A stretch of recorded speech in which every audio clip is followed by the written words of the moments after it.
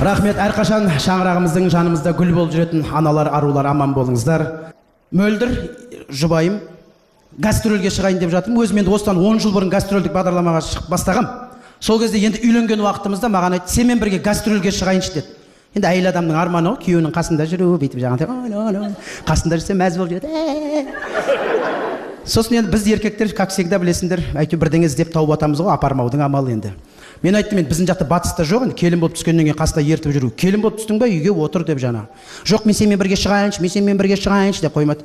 Сосын ішімнен ойладым, мынаны енді бір үйге қалай отырғызып кетсем екен, бір 3 жылға отырғызып кетейін ба деп.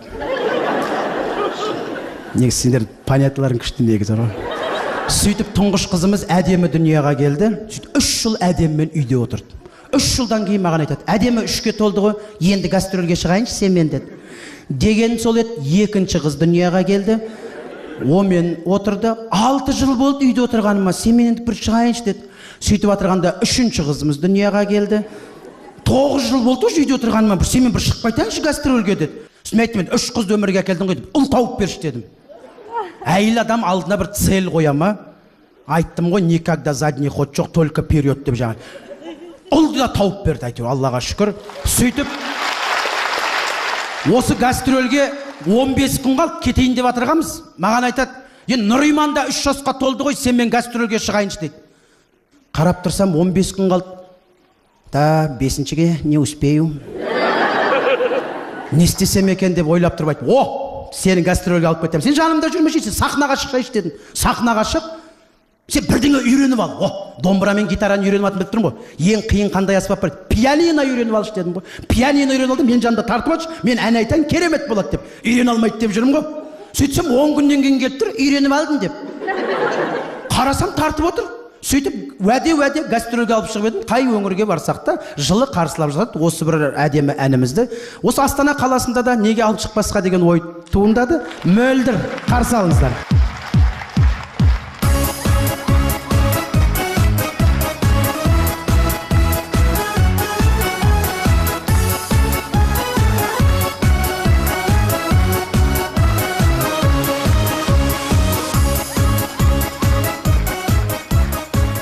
Мечта сбывается.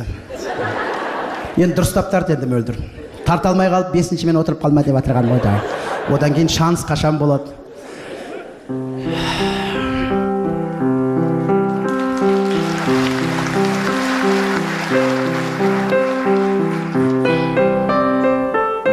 Үш айдан бері осы музыкамен ұйықтаймыз. Осы музыкамен тұрамыз. Осы бүгін концерт бітсе үйдің іші тынышталатын шығар деген ойда тұрмын. Біз Мөлдір екеуміз 2002 жылы Астана қаласында таныстық. Жалпы енді елордамыз осы Астана болған қандай тамаша. Қаншама жастар Қазақстанның түкпір-түкпірінен келіп, өздеріне шаңырақ көтеріп, отбасы болып жатыр. Біз де солардың біріміз. Мөлдір ол кезде агротехникалық университетте оқиды. Мен енді Астанаға келіп отырған уақытым. Бірақ ауылдан келген ғой, түр қап-қара. Бірақ вкус күштенді. Көзім Мөлдірге түсіп тұр ғой. Сөйтіп Мөлдірдің қасына барып айттым енді. Ауылдан үйренген сөзіміз ғой енді. Мөлдір, мен сізді ұнап қалдым, жүрейік дедім ғой. Сөйтіп не керек, артынан 8 ай жүрдім. Қараған жоқ. Мөлдірге ренжімеймін енді. Ол кезде Мөлдірге қарамақ түгіл мен өзім айнаға қарап қорқам. Қой енді қашанғы жүрем, 8 ай болды. Кетіп бара тұрғанды айтып келейін, іздеп қалар деп. Әдеби тілмен сөйлеп көрейін деп Мөлдірдің алдына келдім. Мөлдір, сіздің жүрегіңіз мені қаламады. Түсінем, сау болыңыз. Сүйгеніңмен бақытты бол деп қоям үші. Ол тілек па, қарғыс па түсінбедім. Жақсы Мөлдір, қош бол деп бұрылдым да, ішімнен ойлап қоям, неге айттым? Енді 4 ай шыдағанда 1 жыл болатын еді ғой деп. Кетейін деп кете алмай тұр едім, бір кезде Тұрсынбек деді. Мама дедім ішімнен. Бұрылдым да, Незат деппін ғой.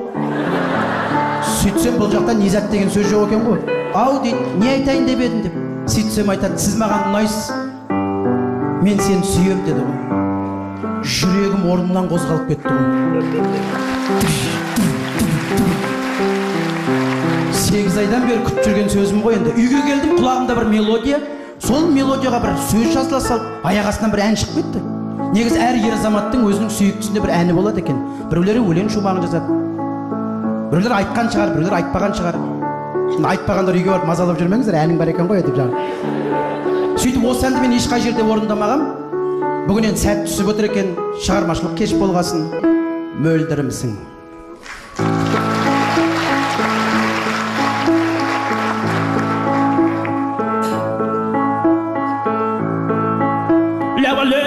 Деп атсам мен.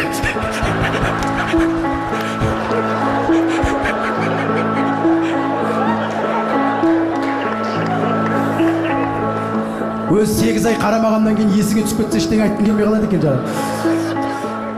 Қабыл алыңыздар. Сағынышым аңсар әнім, аңсағаным сенсің жаным. Мөлдірейді жанарларың, сен арманым, ағардағым. Өзіңде тағдырым, жан шуағым, көзіңнен көремін таң шырағын. Елігім, серігім бола білші, өмірде кездескен бал шынарым.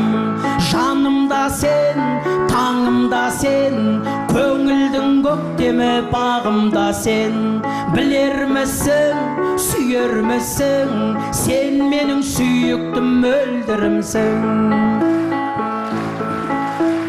Таныстым өзіңмен, табыстым сөзіңмен, аңсаған аяулым-ай. Нұр көріп көзіңнен, сағыныш сезіммен, сен ойлап ояндым-ай. Сен ойлап сағынам, көрмесем жабығам, қайдасың ізгі арманым. Қасымнан табылшы, сенді ойлап сағыншы, мөлдірім қызғалдағым. Өзіңде тағдырым, жан шуағым, көзіңнен көремін таң шырағын. Елігім, серігім бола білші, өмірде кездескен бал шынарым. Жанымда сен, таңымда сен, көңілдің көктемі бағымда сен. Білермісің, сүйермісің, сен менің сүйіктім, мөлдірімсің. Ла-ла-ла-лем, ла-ла-ла-ла-лем, ла-ла-ла-ла-ла-ла-ла-ла-лем, ла-ла-ла-лем, ла-ла-ла-ла-лем, ла-ла-ла-ла-ла-ла-ла-ла-лем. Жанымда сен, таңымда сен, көңілдің көктемі бағымда сен. Білермісің, сүйермісің, сен менің сүйіктім, мөлдірімсің. Сен менің сүйіктім, мөлдірімсің. Сен менің сүйікті мөлдірімсің. Сен менің сүйікті мөлдірімсің.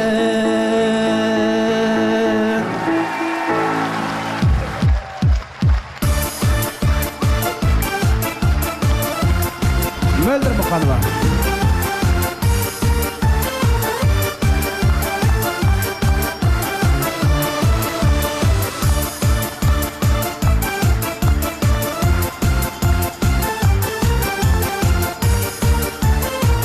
Маған берсеңіз болады? Өз негізі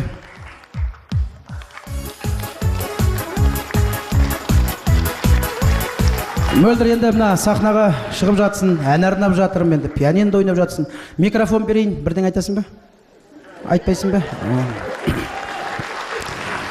Іштеңе айтпайым дейді. Мен пока енді айтып үйренген жоқ, тартып үйреніп жатыр. Мен әдейі айтамын осылай. Микрофон берейін, бірдеңе айтасың ба деп. Сөйтсем жоқ, айтпайым. Ішімнен ойлаймын да, үйде де солай болса ғой деп жаңа.